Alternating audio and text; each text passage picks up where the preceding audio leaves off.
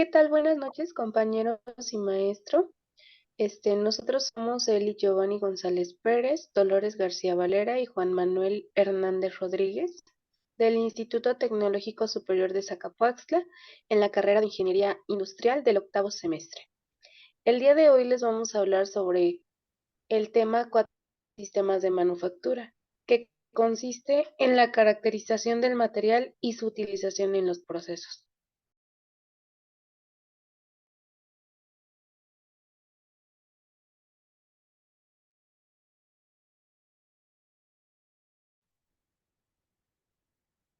Bien, buenas noches. Primero vamos a ver la clasificación de los materiales.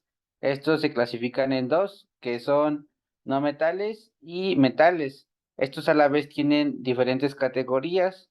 Por ejemplo, en la de metales existe la de ferrosos y no ferrosos. Y en la de no metales hay dos categorías, que serían los orgánicos y los inorgánicos. Por poner un ejemplo, en no metales tenemos el carbón, como se puede apreciar en la imagen, y en metales podemos ver que tenemos el hierro o el bronce. Bien, ¿qué son los metales? Son comúnmente aleaciones, las cuales están compuestas de dos o más elementos, en donde por lo menos uno es metálico. Los metales se pueden dividirse en dos grupos. Como ya lo habíamos mencionado anteriormente, estos dos grupos son ferrosos y no ferrosos. Y vamos a verlos a continuación. Empezamos con los metales ferrosos. Estos tienen como característica principal que son compuestos por una base de hierro. Esta es su base y pueden llevar pequeñas proporciones de otros. Eh, Dentro de estos destaca el acero y el hierro, siendo uno de los más importantes, ya que son de los que se comercializan a nivel mundial. Y un dato es que representan tres cuartas partes de los materiales que se utilizan en los sistemas de manufactura. Eh, Uno de los sectores que más demanda este tipo de materiales es el sector automotriz. Sus características, que es que son más duros que los aceros y también son fáciles de mecanizar, son más fáciles de mecanizar que los aceros. Eh, y bueno, pues estos son los metales ferrosos. Eh, Continuamos con los metales no ferrosos. Los metales no ferrosos incluyen los elementos metálicos y aleaciones que no llevan hierro, a diferencia como el de los ferrosos. En el grupo de los ferrosos en el grupo de los ferrosos son el aluminio, el cobre, el magnesio, el níquel, titanio, el zinc, entre otros. Eh, sus características es que tienen una resistencia a la corrosión y, mm, y relaciones resistencia-peso. Por poner un ejemplo, está el cobre. eh, Tiene propiedades de conducción.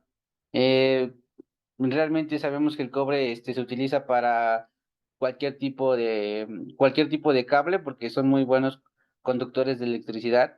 Y por otro caso, por otro ejemplo, tenemos el aluminio, que es un excelente conductor térmico. Y pues uno de sus usos en la industria lo podemos ver en los utensilios de cocina. Y continuamos.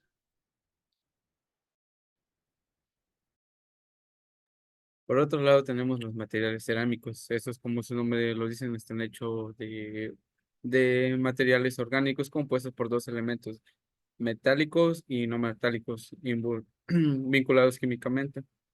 Y a continuación los veremos.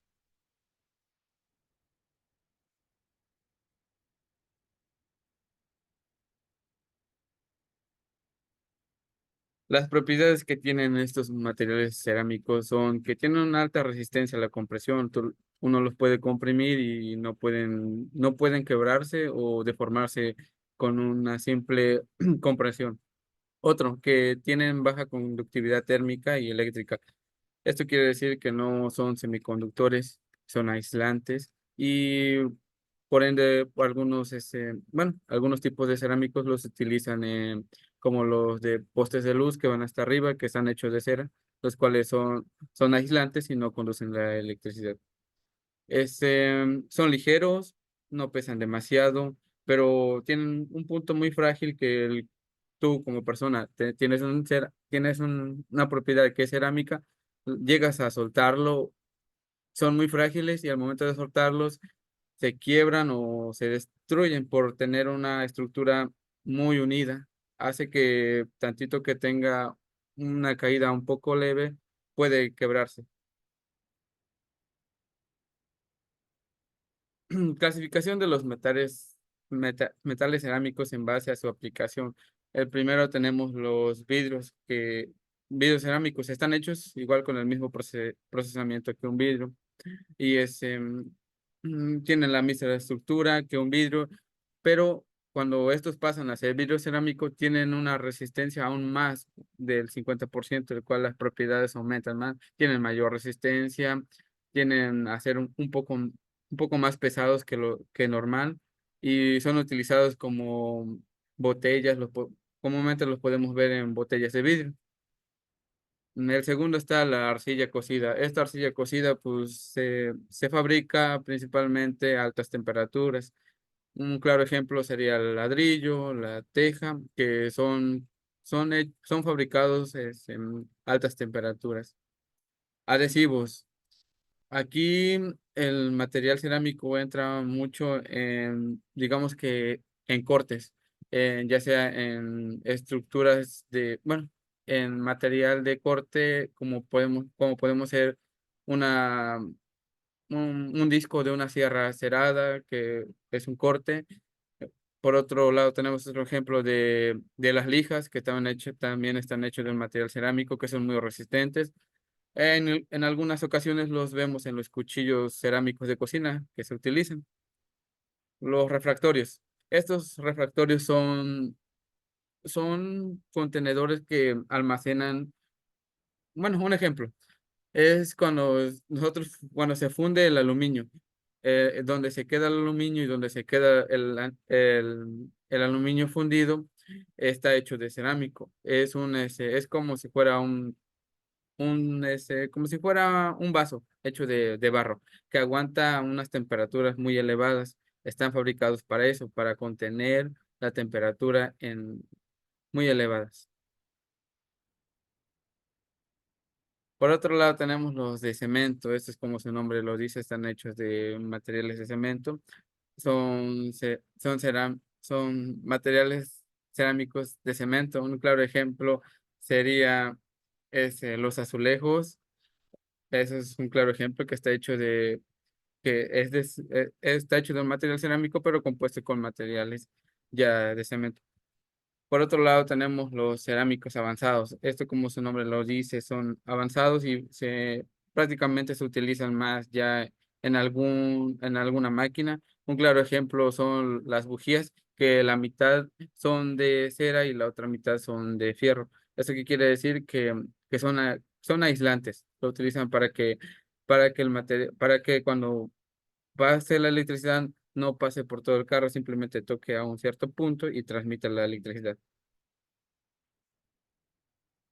Los polímeros. Un polímero es un compuesto formado por repetidas unidades estructurales llamadas meros, cuyos átomos comparten electrones para formar moléculas muy grandes. En pocas palabras, es el plástico, como lo podemos ver. Propiedades de estos son resistentes porque están hechos de plástico. Al sufrir una caída no tienden a romperse. Mm, Algunas propiedades sean elásticos dependiendo de lo que se va a fabricar. Un ejemplo sería un guante que lo puedes estirar. Flexibilidad, pues tienden a ser flexibles. Por lo vuelvo a repetir, dependiendo del material que se esté fabricando. Son aislantes, igual no conducen electricidad porque son de plástico. Mm, proces- Procesamiento, los procesamientos son muy fáciles de manejar. Un claro ejemplo sería una máquina de inyección de plástico. No se necesita tanta fuerza ni tanto, bueno, sería fácil de fabricar. Poseen unas estructuras químicas muy resistentes y pues nada, son plásticos muy resistentes. Tipos de polímeros según su estructura. Tenemos los termoplásticos. Esos son plásticos que se funden y se pueden moldear hasta cierto punto, se pueden moldear cuando están calientes. Tienen esa facilidad de moldearse de diferentes formas. Un claro ejemplo podrían ser las botellas, que al momento de que se funde, uno los puede moldear y les puede dar la forma que uno quiere. Tiene propiedades, son muy resistentes, la verdad. Bueno, como todos los polímeros tienden a ser pues, reciclables. Lo que se utiliza se vuelve a reciclar, vuelven a crear otros productos en base al plástico. Por otro lado, tenemos los termofijos. Esos, como su nombre lo dice, termofijos, tienden a ser polímeros que se funden una vez y ya no se pueden volver a modificar. Agarran una estructura fija, al momento de calentarse tienden a tener una estructura fija y no se pueden moldear. Un claro ejemplo serían las barras de silicón, otro claro ejemplo sería la resina que se utiliza en la madera cuando se le aplica, cuando le echas. Ya no puedes volver tú a fundirla y darle otro uso o darle otra forma porque ya no se puede. Queda una estructura única.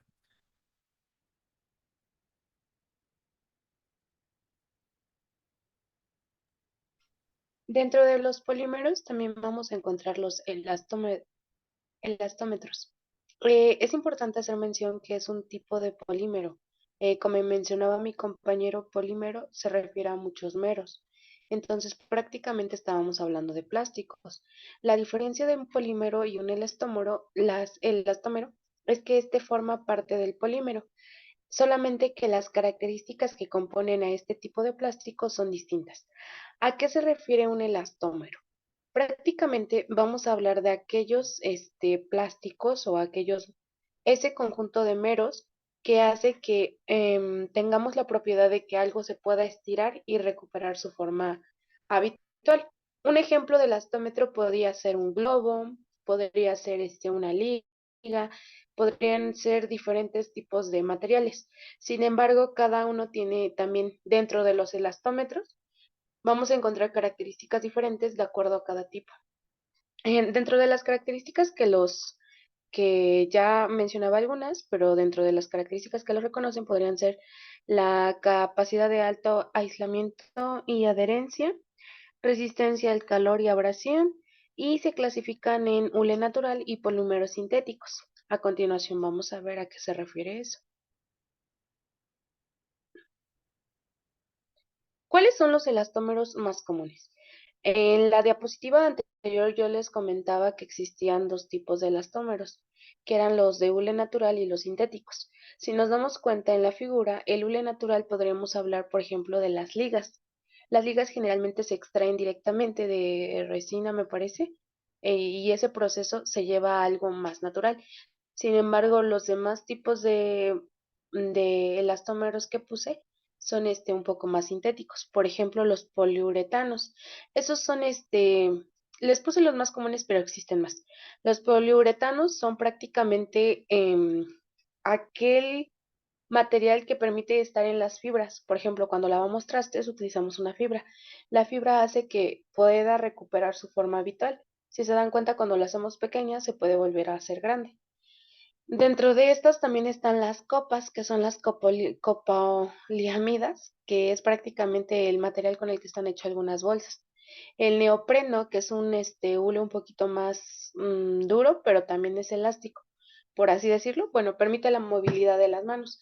Generalmente se ve en los guantes o en los trajes de los nadadores. Prácticamente hablamos de un tipo de plástico que permite la movilidad. Regresa a la forma habitual, pero no puede expandirse aún más, por eso hay diferentes tallas. La silicona, que generalmente se ve en algunos de los trastes que tenemos en casa o incluso en las prótesis, hay algunas prótesis de silicona que permiten aumentar o disminuir algunas áreas. Finalmente, el caucho, este es un poquito más evidente. Lo podemos ver en las llantas de los automóviles. Sin embargo, el caucho es un tipo de elastómero que tiene una clasificación distinta que vamos a ver un poquito más adelante porque es un elemento compuesto.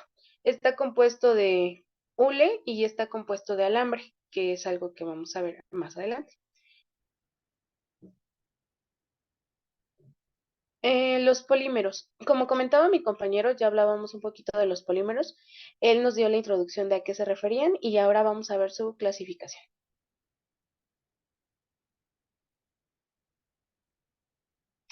¿Cómo se clasifican los polímeros? Vamos a iniciar vamos a iniciar con los tipos de reacción. Estas van a ser reacciones de adición y de condensación, de crecimiento en cadena por pasos, en estructura o en propiedades. Cada una de las clasificaciones que vienen de los polímeros las vamos a ir analizando poco a poco. Si se dan cuenta, hablamos de tipos de reacción en los polímeros que vamos a ver en un video que viene posteriormente y posteriormente pues les voy a comentar cuáles son estos tipos de polímeros, pero estos van a ser según diferentes estructuras. Prácticamente estamos hablando que un polímero es una composición de diferentes meros.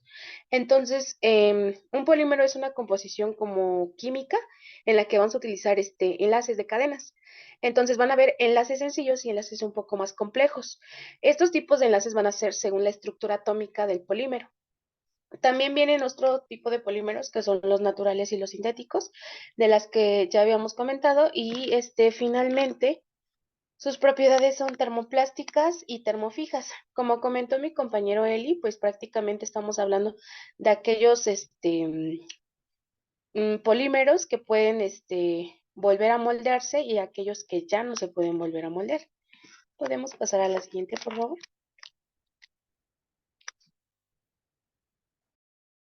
Vamos a ver un video que nos va a explicar un poquito sobre la reacción de polimerización.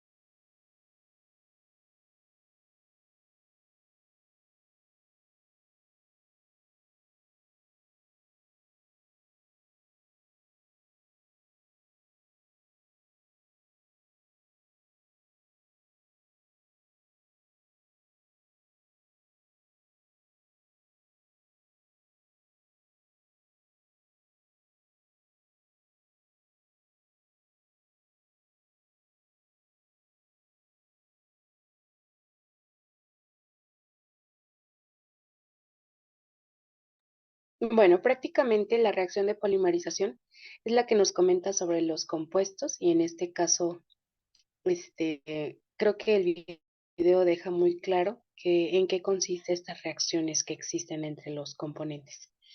Ahora vamos a ver qué son los polímeros compuestos, que es uno de los últimos temas.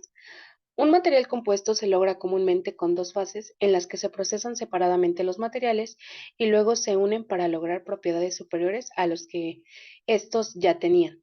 A lo largo de la presentación hablábamos de que existen diferentes tipos de polímeros. Sin embargo, además de existir esos polímeros, podemos hacer mezclas de los polímeros que van a hacer que un material se haga mejor. En este caso, por ejemplo, les ponía o les puse el ejemplo de una cadena. En la cadena prácticamente estamos diciendo que vamos a tener un elemento que al relacionarse con otro va a ser una cadena un poco más larga. La cadena que se expresa en esta figura, por ejemplo, me está indicando que va a aumentar el número por ejemplo, de H, que son hidrógenos, y de oxígenos, dándonos un poquito de mayor resistencia. Lo que pasa en este proceso de polímeros compuestos solamente consiste en mejorar las propiedades que ya tiene un polímero. Estos se van a clasificar en naturales y sintéticos. Podemos pasar a la siguiente. ¿Cuáles son los polímeros compuestos más comunes? Dentro de los materiales que se comentaron el día de hoy, hablábamos de metales, que comentaba mi compañero Juan Manuel, de cerámicos, que nos comentó un poquito Eli, y de los polímeros que les comenté en breve. Prácticamente los polímeros compuestos van a ser una serie de combinaciones entre estos tipos de materiales. Estamos hablando de materiales, por ejemplo, el metal, la combinación de metal con metal. Un ejemplo son los bimetales. Un bimetal es la composición de acero cromado y acero niquelado. Entonces, se mejoran estos dos, bueno, se toman las propiedades de ambos aceros para hacer un bimetal, que hace que este sea un poco mejor, un poco más resistente. Otro ejemplo podrían ser los metales y el cerámico. Hay un componente que se llama el CERMET, que consiste en prácticamente mejorar el plástico con una fibra de carbono. También el metal con un polímero, que sería un metal con un plástico, por ejemplo. En este caso, los neumáticos. Ven que anteriormente les comentaba que los neumáticos estaban compuestos de caucho. Pues bien, están compuestos de caucho, pero también tienen alambre. Cuando una llanta se desgasta, por ejemplo, o se está acabando, generalmente se ven piquitos de alambre. El alambre le da mayor, ¿cómo podría decirse? Mayor concentración a la llanta para que no tenga problemas. También estamos hablando de cerámicos con polímeros. Un ejemplo de ellos es el sílex que se utiliza en las bicicletas y el cerámico con el cerámico. Este podría ser, por ejemplo, el hormigón. Consiste en una composición de arena, grava y cemento. Y por último, un polímero con otro polímero podría ser la madera. Es importante hacer mención también que dentro de la madera vamos a hablar que este polímero compuesto es un polímero compuesto natural, no es un polímero sintético. ¿A qué nos referimos con eso? Los árboles pues hacen una composición de diferentes propiedades que hace que la madera tenga algunas propiedades mejoradas, pero es considerado uno de los polímeros compuestos naturales. Pasamos a la siguiente, por favor. En conclusión, prácticamente la caracterización de los materiales y su utilización en los procesos sirven para elegir las mejores materias primas, y prevenir accidentes y mejorar la eficacia en las tareas de diseño y fabricación, alargando así el periodo de vida útil de los productos y optimizando al máximo los recursos disponibles en las empresas. Eh, mm, un poquito de lo que hablamos ahorita fue todas las características que tienen los materiales, ya sean metales, cerámicos o polímeros. Prácticamente en nuestra formación como ingenieros es importante conocer cada uno de los materiales. ¿Para qué? Para poder o reconocer cuáles serían los materiales o las materias primas que nosotros necesitábamos para cada tipo de proceso. Si en algún momento algún tipo de materia prima me es mejor, pero tengo un costo elevado, tendría que ponerlo a decisión. Prácticamente ahorita estamos como en un proceso de elección que nos va a permitir visualizar como cosas a futuro. ¿A qué nos referimos con esto? Si nosotros hacemos una buena elección de materia prima, es muy probable que los productos que nosotros ofrezcamos tengan más duración y vida útil. Entonces nos van a posicionar en el mercado. Y pues eso sería todo. Agradecemos la atención prestada.